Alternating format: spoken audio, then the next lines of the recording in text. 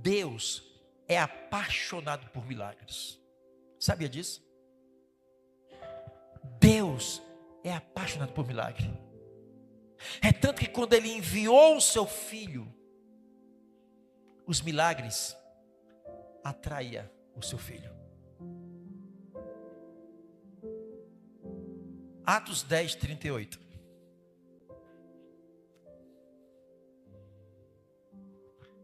Deus apaixonado por milagre. Porque sem os milagres, ninguém ia atrás de Jesus. Sabia, Tiago? Que sem os milagres, ninguém ia atrás de Jesus. Então, o que levou a multidão atrás de Jesus foi o quê? Milagre. Não, imagine eu e você, há mais de 2000 anos atrás, na época de Jesus, nós conhecíamos o cego Bartimeu, sabíamos que ele era cego, e de repente você vê ele enxergando, e você ia perguntar, ué, você não era cego? Eu era cego. E o que aconteceu? Passou um homem aí, eu estava na estrada pedindo esmola, e não é que passou um homem aí, eu disse, Jesus, me falaram que esse homem cura, eu comecei a gritar, Jesus, filho de Davi, tem misericórdia de mim, o homem veio, e agora eu estou enxergando. E imagine, para aí, cadê esse homem, está onde? Eu creio que todos nós aqui saíamos correndo, rua abaixo, rua acima, onde está esse homem aí, onde está, porque eu tenho um parente aleijado, eu tenho um endemoniado, eu tenho ali, e aonde Jesus ia, aí ia um monte de perturbado, endemoniado, rapaz, um lixo da sociedade, as pessoas desenganadas pela sociedade, e ia todo mundo correndo atrás de Jesus. Mas por quê? Porque eu tinha os sinais. Como Deus ungiu a Jesus de Nazaré, quem foi que ungiu Jesus? Quem ungiu Jesus? E quando foi que Deus ungiu Jesus? Igreja, mergulhe nesse versículo aqui, igreja. Mergulhe aí, igreja. Como Deus ungiu a Jesus de Nazaré, ungiu com o quê? Quando foi isso? E quando foi que Deus ungiu Jesus com o Espírito Santo? Hein, Alice?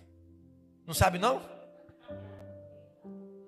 Quando foi que Deus Pai ungiu o seu Filho com o Espírito Santo? Quando? Tiago. Do de batismo? Dia do batismo? Mas onde? Numa bacia? Num tanque? Aonde? Ah, no Rio Jordão. Então Jesus foi até o Rio Jordão ser batizado por João. E quando Jesus desce as águas, o céu se abre. E quem vem sobre Jesus? Porque Atos 10, 38 diz que como Deus ungiu a Jesus de Nazaré com o Espírito Santo. Aí Jesus tinha quantos anos? Não, 33, ele morreu com 33. Aproximadamente 30 anos. Observe. Eu já falei muito isso aqui. Quando Jesus nasce até o Rio Jordão, nenhuma Bíblia tem registro de Jesus operando maravilhas. Interessante isso. Nenhuma Bíblia, em lugar nenhum da Bíblia, de Mateus, Apocalipse, dos 4 evangelhos, Mateus, Marcos, João, Mateus, Marcos, Lucas e João, não tem nenhum registro de Jesus orando em alguém e curando alguém. Me mostra onde está escrito isso. Não tem nenhum registro de Jesus expulsando demônio. Me mostra onde tem escrito isso. Não tem.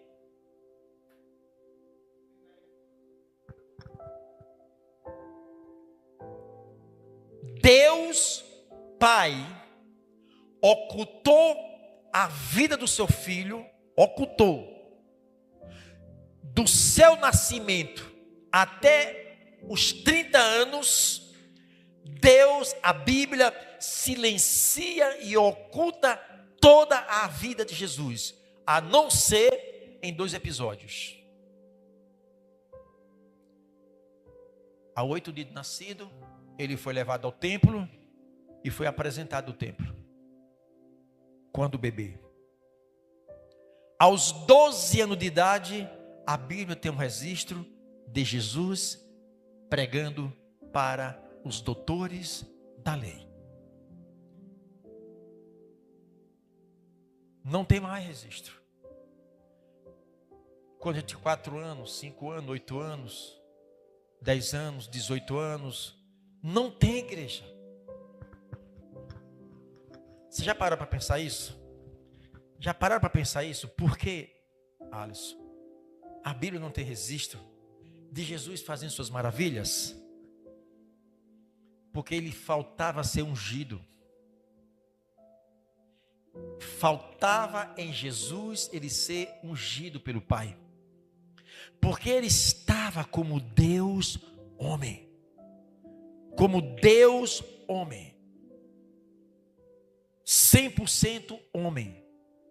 Ser humano. Por isso que Atos 10:38 diz que Deus ungiu Jesus Cristo de Nazaré com o Espírito Santo. Ungiu. Agora, vamos entender agora.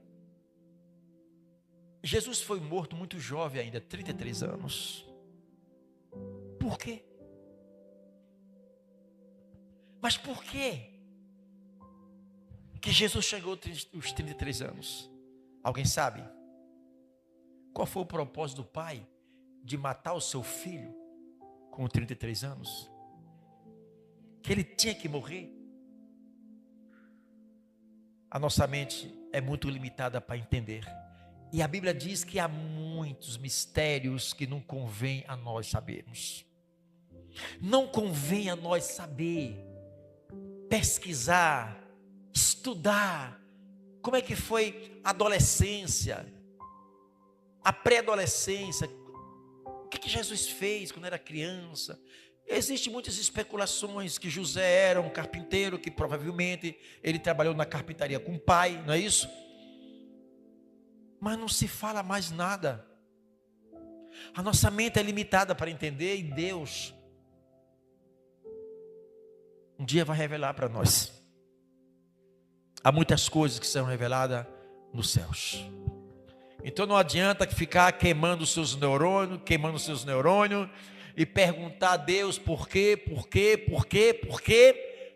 não compete a nós como mortal. Mente limitada. Agora tem uma coisa. Deus ungiu o seu filho com o Espírito Santo. Coloca aí. Atos 10:38.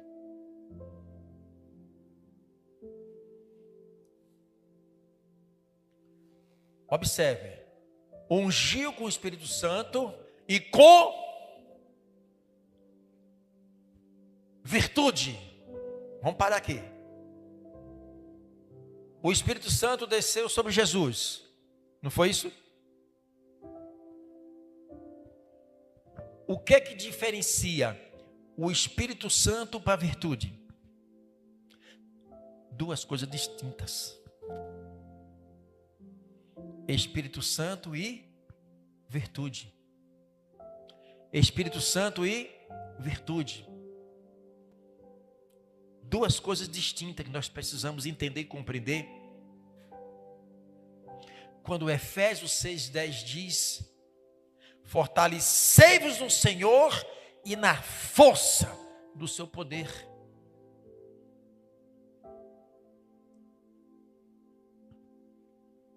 Alguém vê o Espírito Santo? Alguém já viu o Espírito Santo? Alguém vê o Espírito Santo? O Espírito Santo está dentro de vocês? Está dentro de nós? Vocês crer? Creiamos. Eu creio. Eu creio que o Espírito Santo está sobre você. Mas eu estou vendo? Não. Não vê. Agora vamos lá. O Espírito Santo é distinto da virtude. Como é que nós iremos apresentar o Espírito Santo se ninguém vê? O Espírito Santo. Agora tem uma outra parte do Espírito Santo, a virtude, que quer dizer o poder. É o que vai identificar a presença do Espírito Santo. O poder, a virtude, vai identificar a presença do Espírito Santo. E qual o primeiro poder do Espírito Santo na vida de uma pessoa? Poder de transformar. Não, aí é Deus. Olha quem era o irmão Marildo. Ué. É notório transformação. E essa transformação é uma virtude, foi o poder que transformou, que identificou a fonte daquele poder. Vocês estão entendendo? Não. O poder de querer transformar, isso é uma ação, isso é uma explosão. Identificou. Quanto maior a explosão, porque a carga foi maior, você vai identificar. A explosão foi grande, porque a carga de dinamite que tinha ali foi grande. Você não viu a dinamite, mas pela pancada, a explosão, a gente tem uma noção que a quantidade de banana de dinamite foi muitas. Então o Espírito Santo, Deus Pai, envia o seu Filho, e além do Espírito Santo, o que? A virtude, o poder. Porque Jesus, ele recebeu o Espírito Santo. Alguém via em Jesus o Espírito Santo? Não. Agora, a virtude do Espírito Santo na vida de Jesus é o que provocava os impactos, igreja. Era como se o Espírito Santo, ele se materializasse ali e as pessoas viam aquele poder. Jesus estava andando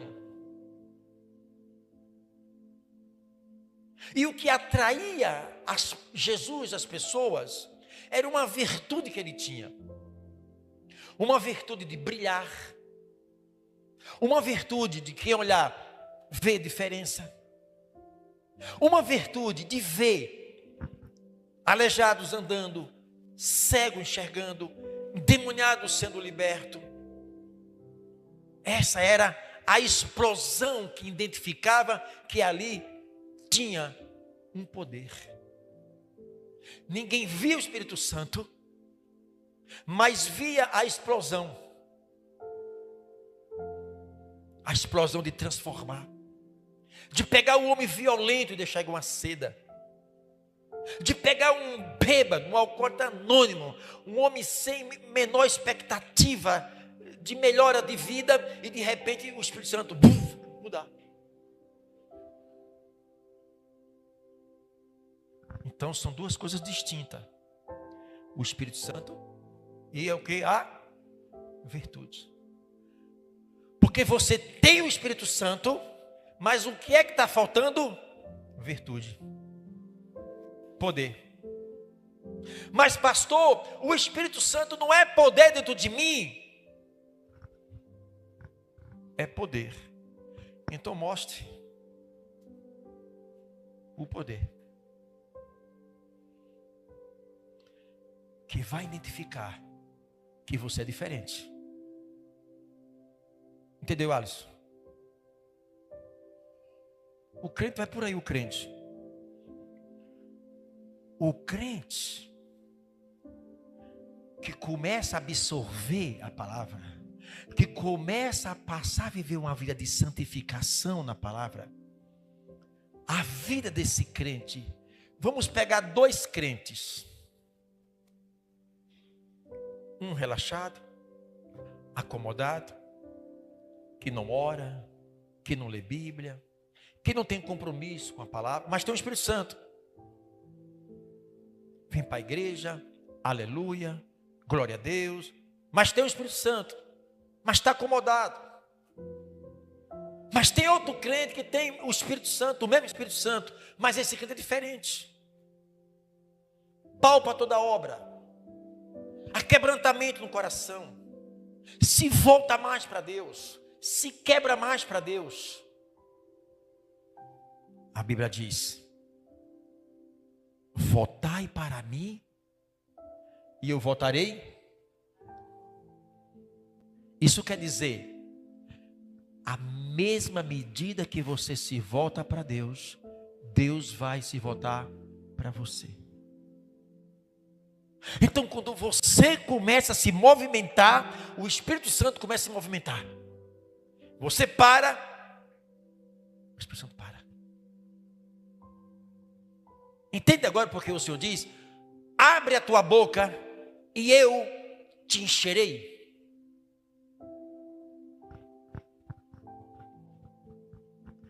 Deus ungiu Jesus de Nazaré com o Espírito Santo e o quê? Virtude. Agora, essa virtude era a explosão, a força para Jesus suportar a humilhação, suportar a dor, suportar tapa na cara, suportar. E ao mesmo tempo, opera o quê? As maravilhas. Volta lá, Júlia, Atos 10, 38. Está entendendo, irmão? Você está entendendo? Que é nós que dificultamos tudo. Você está entendendo que o evangelho não é complicado, é nós que complicamos. Como Deus ungiu a Jesus de Nazaré com o Espírito Santo e com virtude, a virtude do Senhor, a qual andou fazendo quem? O bem. E além de fazer o bem, curando a todos. Quem que curava? Quem é que estava por trás dos milagres de Jesus? O Espírito Santo. Quem era o responsável pelos milagres na vida de Jesus? O Espírito Santo. Além dele receber o Espírito Santo, ele recebeu o quê? Virtude. Poder. Para o quê? Para se amostrar que tinha poder? Não. Observe o que Jesus começava a fazer, glorificava quem? Então Deus gosta dos milagres, porque Ele é glorificado. Entende? Os milagres glorificam a Deus. Os milagres na vida de Jesus glorificavam quem? Ao Pai. Por isso que Ele andou curando a todos os oprimidos. Aí Mateus 11, 28 diz: vinde a mim, venha todos que estáis cansados, sobrecarregados, que eu vos aliviarei. Todos que foram até Jesus voltaram com resposta. Todos aqueles que creu e chegou até Jesus voltaram com resposta. Nenhum ser humano que vai até Jesus, ele volta de mão vazia. Ele volta com resposta.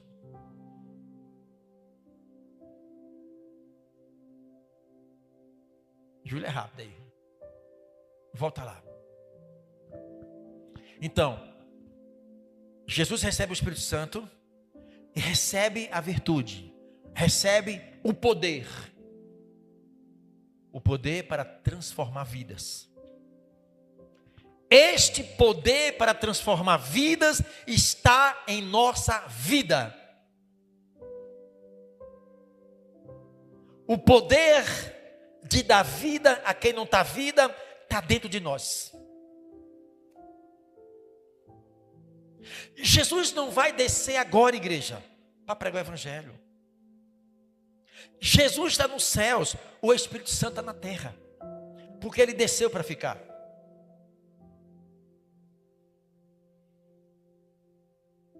Jesus disse: olha, com os discípulos, para que eles esperassem a promessa do Pai. Jesus sabia que ele ia subir, ele tinha que voltar para onde ele veio.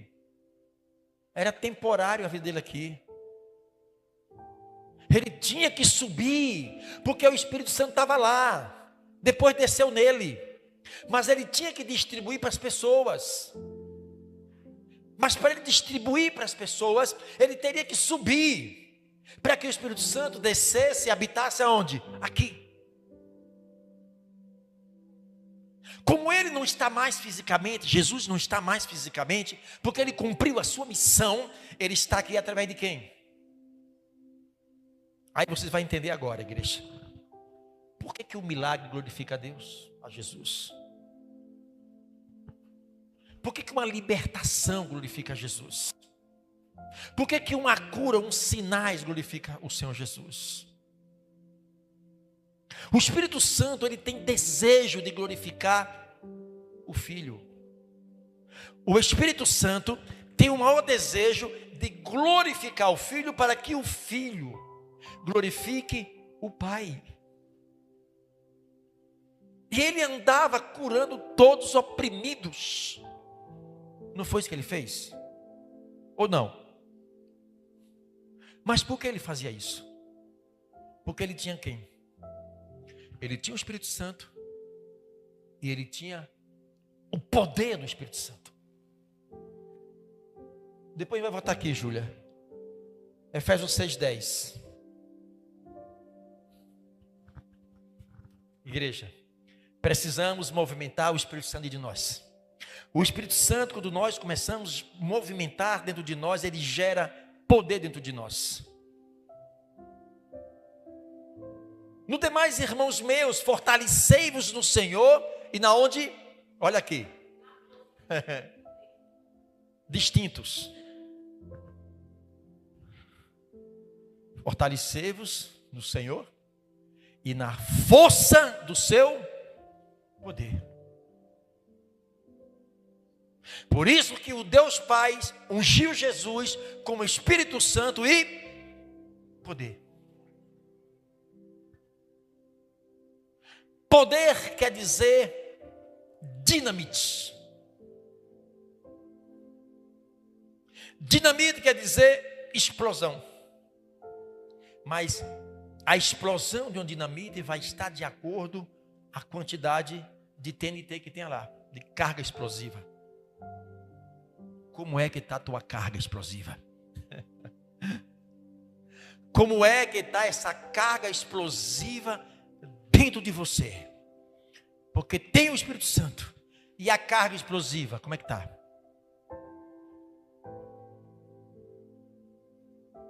É nós que complicamos tudo, igreja. Deus ungiu Jesus Cristo de Nazaré com o Espírito Santo e virtude, e andou curando todos os oprimidos. Volta lá agora, Atos 10:38. Oprimido de quem? Do diabo. Então as pessoas estavam oprimidas, vítimas de sofrimentos espirituais, causada por esses inimigos espirituais, e que essas feridas espirituais, só Jesus tinha o remédio para essa ferida.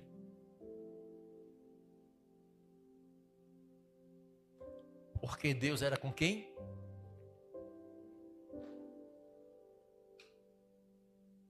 Presta atenção.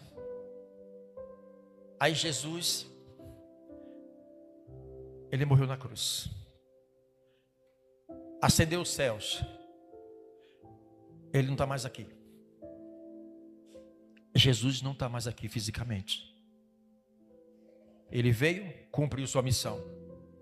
Aos 33 anos. Mas ele ressuscitou. E quando ele ascendeu aos céus, o Espírito que estava sobre ele repousou sobre nós. Vocês têm noção do que é isso, igreja? A igreja, irmã Nete, tem dificuldade em entender isso. Nós temos dificuldade em entender isso. O mesmo Espírito que o Pai enviou para o Filho enviou para nós.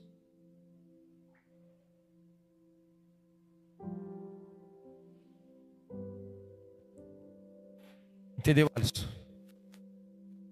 O Deus Pai enviou o Espírito Santo para o Filho. O Filho vai aos céus. E quando ele ascende aos céus, bom exemplo, Dano. Bom exemplo. Jesus Cristo. Aí, igreja, Jesus ascende os céus, o mesmo Espírito que desceu sobre ele, ele transferiu para a sua igreja. Ele transferiu para você. Ele colocou dentro de você o que estava dentro dele, o Espírito Santo. Os discípulos recebeu o mesmo Espírito que estava em Jesus. Porque Jesus transferiu para os discípulos. E aí vocês vão entender agora que o Espírito Santo, ele deu continuidade na vida dos discípulos, o que ele fez na vida de Jesus. Só que os discípulos não estão mais aqui.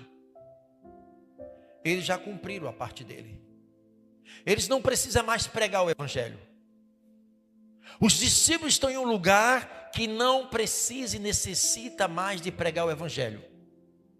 Eu já falei sempre aqui que tem 2 lugares aonde não se deve mais pregar o evangelho. 2 lugares aonde não precisa mais pregar o evangelho: nos céus e no inferno. Porque não tem mais jeito para quem está lá. Não tem mais jeito. E não precisa pregar mais o ver no céu. O evangelho para ser pregado aonde? Aqui na terra. Aqui na terra. Então, observe que na vida dos discípulos, quando eles receberam o Espírito Santo, se eles não tiveram a mesma trajetória do Filho. Jesus ressuscitou mortos, Lázaro. Pedro ressuscitou. Jesus expulsou demônio, Paulo expulsou demônios. Jesus fez milagre, os discípulos também fizeram milagres. Jesus morreu na cruz, os discípulos tiveram mortes terríveis também. Porque o Espírito Santo capacitou os discípulos para ser mortos também. Só que os discípulos não estão mais aqui. Quem é que representa os discípulos de Jesus hoje? Entendeu, Alisson? Quer dizer que Deus, Filho, Jesus, quando olha para essa terra, Ele quer ver nós representar Ele. Olha a responsabilidade, irmã Marildo. E a gente não tem consciência disso. Por isso que a Bíblia diz: sejai os meus imitadores. Para fechar aqui, João 14:12. Como nós pensamos pequeno, como há tanta incredulidade na nossa mente, na nossa fé, sabe? É algo superficial dentro de nós. O quanto nós precisamos, igreja. O quanto nós precisamos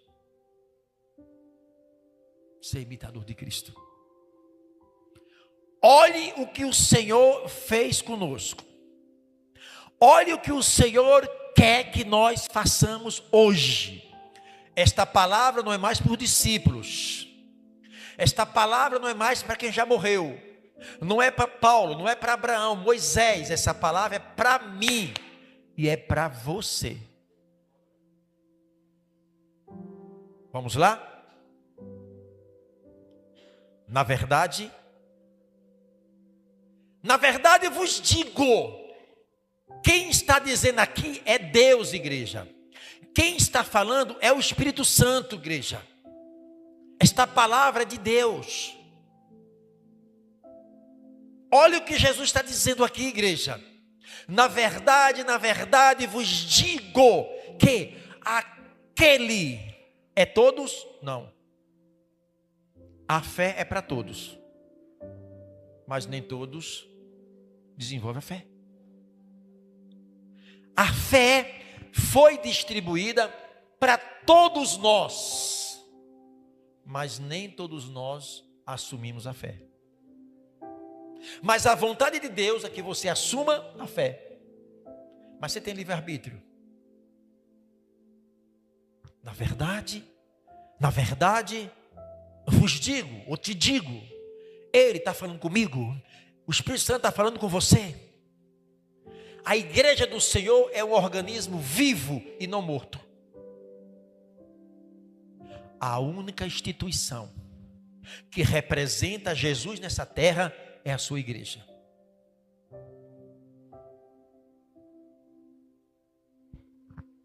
Nenhuma instituição nessa terra representa Deus a não ser a sua igreja. Quem é a sua igreja? Nós. Na verdade, vos digo que aquele que crê em mim também fará as obras que eu. Isso é muito sério, igreja. Jesus disponibilizou, o Senhor outorgou para mim e para você fazermos o que Ele fez.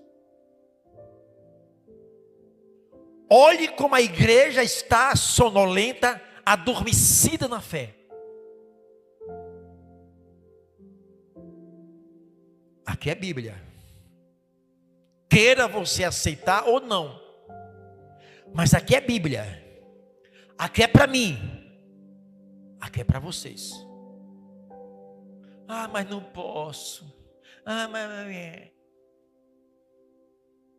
Ele nos deu poder para aquele que crê fazer o que Ele. Porque o Espírito Santo ele vai sentir na liberdade, na felicidade, na alegria, igreja, de estar glorificando o Deus Filho. Através de quem? De nós.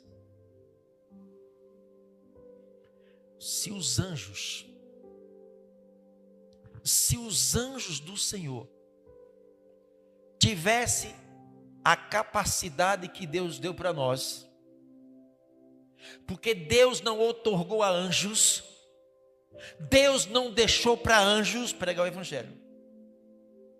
Anjos do Senhor não pregam evangelho. Anjos do Senhor não saem por aí pregando a mensagem da cruz, da salvação, do arrependimento. Não foi dado para ele esse poder. Foi dado para mim e para você.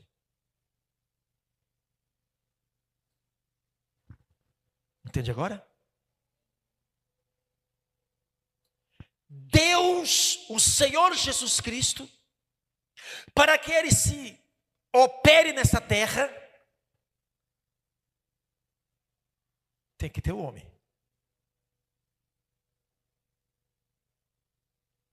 Igreja, veja como nós somos importantes diante de Deus. Veja o quanto você é importante para Deus. para que ele se materialize nessa terra, para que ele venha agir nessa terra, ele precisa, é uma expressão falar de precisar. Porque na verdade ele não precisa de nós, é nós que precisamos dele. Mas para ele operar os seus sinais aqui na terra, ele quer, ou ele nos colocou como porta-voz dele, como representante dele, como filho dele. Ele está otorgando para nós esse poder, fazer o que ele fez. Pastor, isso é impossível o homem mortal fazer. É impossível para o homem mortal. Mas não esqueça que Deus, através do Espírito Santo, que nós não tínhamos vida e passamos a ter vida a partir do Espírito Santo na nossa vida. A minha vida recebeu vida, e essa vida é o Espírito Santo dentro de nós. Então ele nos deu esse poder, essa autoridade. O que é que está faltando? Alinhamento. Alinhamento. Vida com Deus. Se movimentar com Deus, se envolver com Deus, buscai em primeiro lugar o reino de Deus, as outras coisas Ele vai acrescentar em nossa vida. A questão é que a nossa mente é pequena, a gente fica muito preocupado, pensando que vai vestir amanhã, pensando que vai comer amanhã, só nos resta essa preocupação dentro de nós, os nossos interesses primeiro, e não de Deus. Fará as obras que eu faço, e fará maiores do que esta. Igreja, Pedro, a primeira pregação de Pedro com o Espírito Santo, se converteram 3.000 almas. Não tinha microfone não tinha carro de som, trio elétrico não. A segunda pregação se converteram 5.000 almas. Eu quero dizer que o Espírito Santo ele vem trabalhando, amada igreja, em uma proporção. Só que chega nesta igreja moderna de hoje, o Espírito Santo está entristecido com nós. Vai, Tiago. Calma, Jesus. O santo é de barro. Vai, Alisson. Calma aí, Jesus. Para aí. Sabe, é como o Espírito Santo, ele está lá dando um choque para nós. Eu sou contigo. Eu te dou virtude. Vai. Calma, Espírito Santo. Deixa eu me espreguiçar primeiro. Jesus tem pressa de salvar almas. A gente não tem pressa. Estamos vagarosos. Envergonhando. Mas pastor, para Deus não tem mais não, igreja. Ou nós compreendemos a palavra e nos alinhamos diante do Senhor. E almejamos nosso coração. Almejar. Eu quero. Eu não tenho condição. A Bíblia diz que Deus chama os incapacitados para capacitar. Deus não chama os fortes. Deus não quer, amada igreja. Ele não precisa de um grande exército para vencer uma guerra. Ele simplesmente quer um soldado para vencer uma guerra. Para que a glória não seja nossa, a glória seja dele. Para que nós não venhamos confiar em nossas forças, mas confiar na força do Senhor. Porque tudo aquilo que Ele fazer na tua vida, você vai sempre dizer, não foi eu, a glória é para o meu Cristo. Toda a honra é para o meu Cristo. Eu simplesmente fui um instrumento na mão do meu Senhor.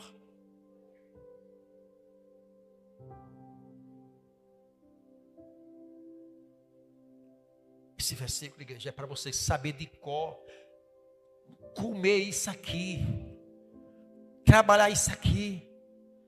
Pai, o Senhor diz, o Senhor me deu, me capacitou para eu fazer aquilo que o Senhor fez, ou ainda maiores ainda. E Ele diz, eu vou, porque eu vou para meu Pai. Eu não estarei mais aí fisicamente. Eu estarei aí através do meu espírito. Eu quero receber glória. Eu quero receber honra. E o Espírito Santo querendo materializar as bênçãos do Pai para glorificar o Filho. E a gente não entende isso. É por isso que Marcos 16 e diante diz: amada igreja, que os sinais acompanharão aqueles que crêem. Não é todo mundo, igreja.